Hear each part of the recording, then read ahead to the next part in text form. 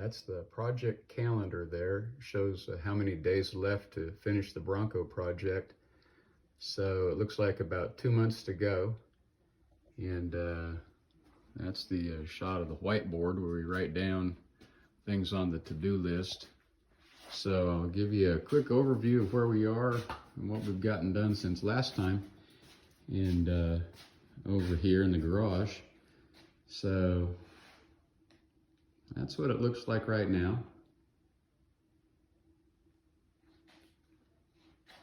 And over here on the chassis, you can see we've got the motor drivetrain installed. So all the blue parts bolted together there, the motor, transmission, transfer case. They're all bolted together and installed to the chassis. And because this had a 6-cylinder in it to begin with, we had to move the motor mounts and install new ones, so you can see them welded in place there. So that turned out okay. Took a little work with an engine hoist to get it all set up, but that's all bolted in and solid. And you can see here we just finished up the exhaust system. So there's a set of stainless steel long tube headers installed, which is a big improvement over the original exhaust manifold. And we've got a dual exhaust kit installed there. So hopefully it sounds pretty good when it's running. And so a good bit of the plumbing's done there. Still some work to do on brake lines and fuel line.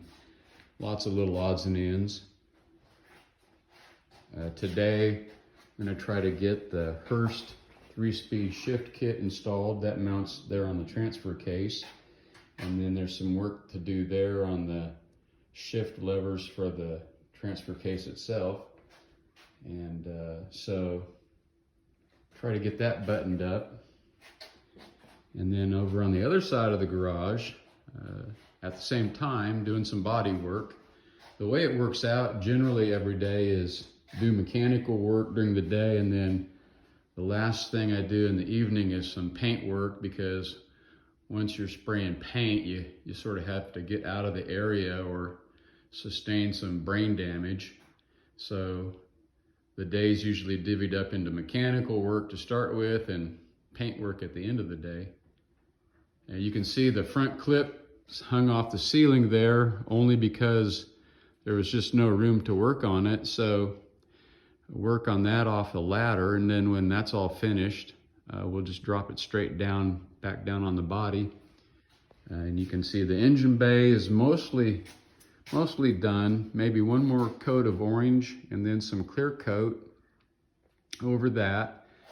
And then we'll be able to start to do some mechanical work in the engine bay, get the pedal system all bolted back in, and start to put that back together. And inside here you can see a lot of orange paint going down. That bed area there is going to get a black rubber bed liner that'll wear a little bit better than the paint. And same thing in the floor pan areas, that'll get a black rubber bed liner too.